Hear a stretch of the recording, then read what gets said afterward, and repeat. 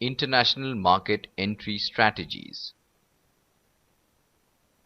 We all know that the market entry decision is taken within the firm, and it is determined to a large extent by the firm's objectives and attitudes to international marketing. In this lesson, we will discuss the strategic decisions an international business makes while entering foreign markets and the benefits and limitations of joint ventures, strategic alliances, direct investment, contract manufacturing, and franchising.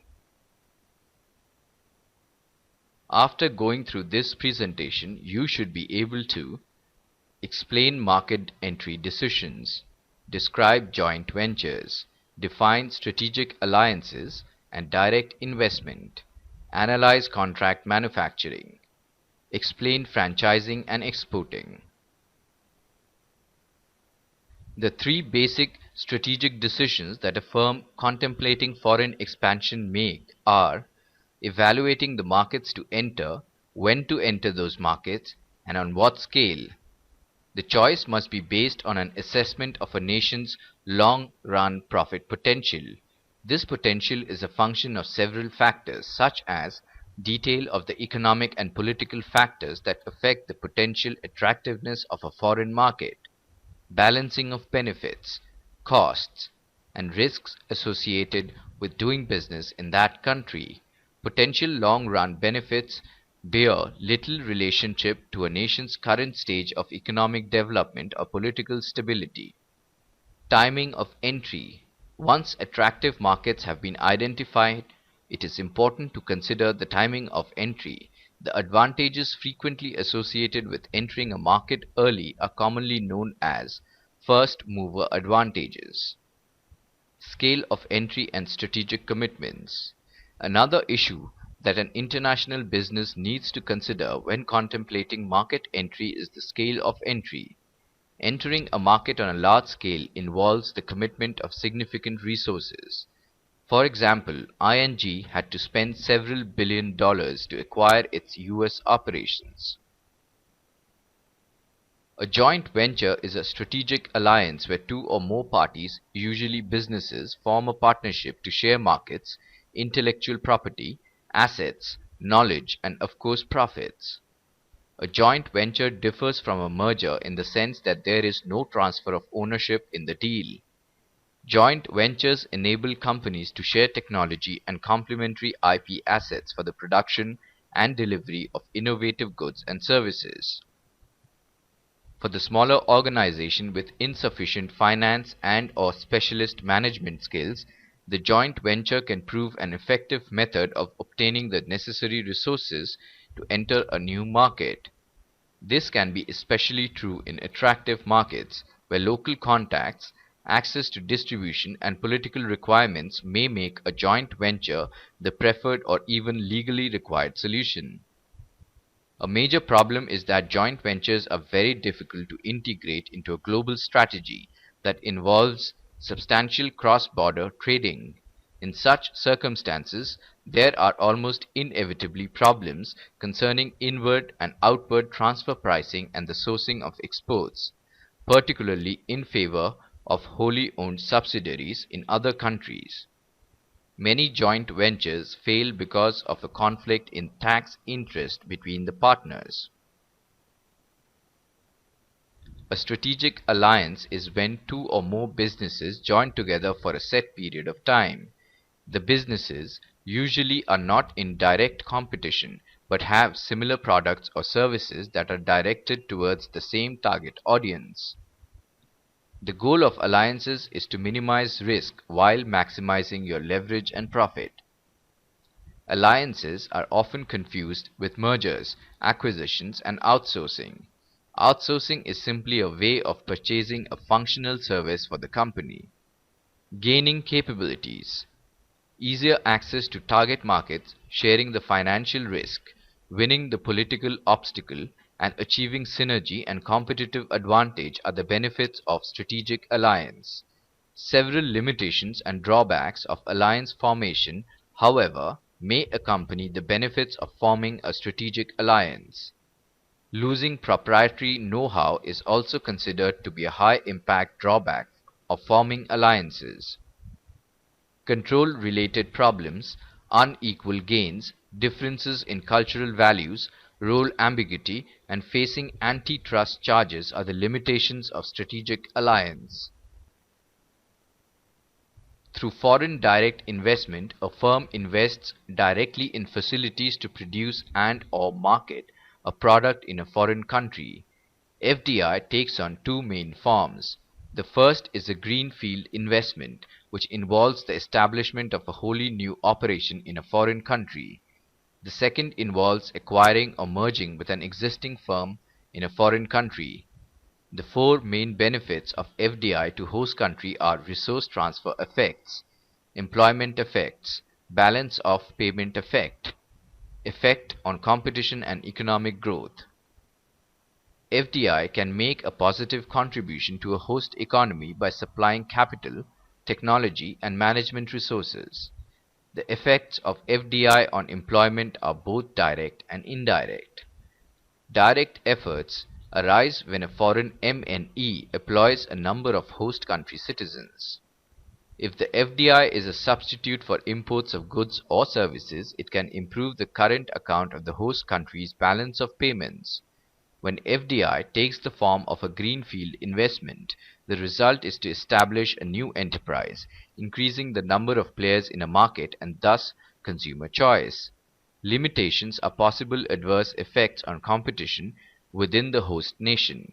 Host governments worry that the subsidiaries of the foreign MNEs may have greater economic power than indigenous competitors.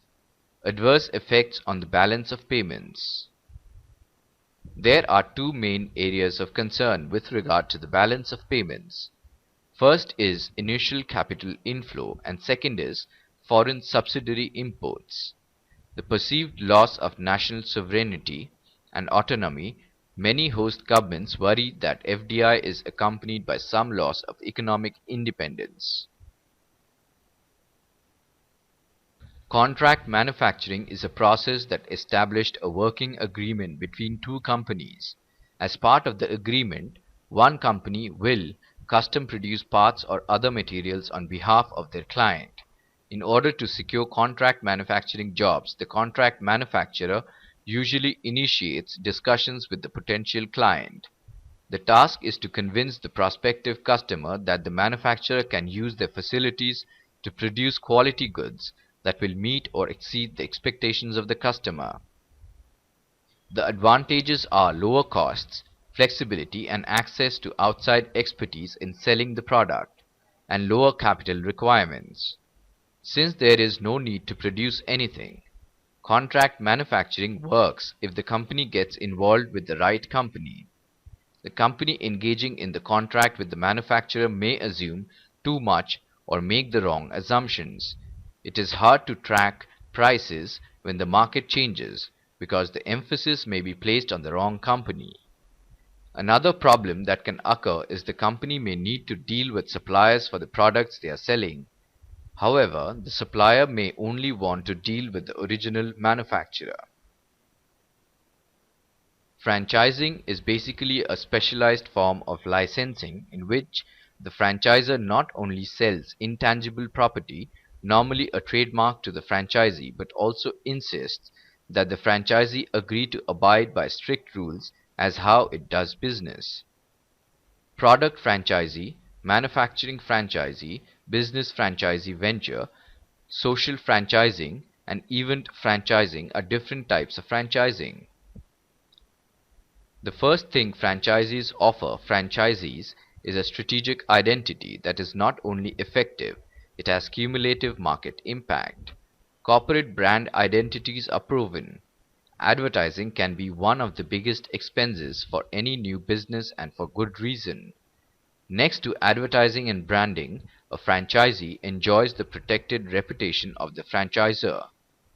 The disadvantages of franchises are loss or lack of control, less long-term profits, possibility of parent company going out of business, possibility of getting a bad name. Examples are Subway, World Gym Fitness, and mailboxes, etc. The term export is derived from the conceptual meaning as to ship the goods and services out of a port of a country. The seller of such goods and services is referred to as an exporter, who is based in the country of export, whereas the overseas based buyer is referred to an importer. In international trade, exports refer to selling goods and services produced in home country to other markets. Agents do not take ownership of the goods, but work instead on commission, sometimes as low as 2 to 3% on large volume and orders. Distributors buy the product from the manufacturer and so take the market risk on unsold products as well as the profit. Direct marketing is concerned with marketing and selling activities which do not depend for success on direct face-to-face contact and include mail order, telephone marketing, television marketing, media marketing, direct mail, and electronic commerce using the internet. Now let us check if we have understood the various concepts discussed in this lesson clearly. One of the first mover advantages is to ride the experience curve ahead of the rivals and capture demand by creating a solid brand name. Right or wrong? Right. Whenever a firm wants to enter an international market, it should be on a high scale with high impact on the host country. Right or wrong? Wrong. In case of contract manufacturing, the businessman does not have to hire a facility or labor in order to get finished goods. Right or wrong? Right. Before we end, let us briefly revise what we have studied so far. The three basic strategic decisions that a firm contemplating foreign expansion make are: which markets to enter, when to enter those markets, and on what scale. A joint venture is a strategic alliance where two or more parties, usually businesses, form a partnership to share markets, intellectual property, assets, knowledge, and of course profits. A strategic alliance is when two or more businesses join together for a set period of time. The businesses usually are not in direct competition but have similar products or services that are directed towards the same target audience. Through foreign direct investment, a firm invests directly in facilities to produce and/or market a product in a foreign country. FDI takes on two main forms. The first is a greenfield investment, which involves the establishment of a wholly new operation in a foreign country. Contract manufacturing is a process that established a working agreement between two companies.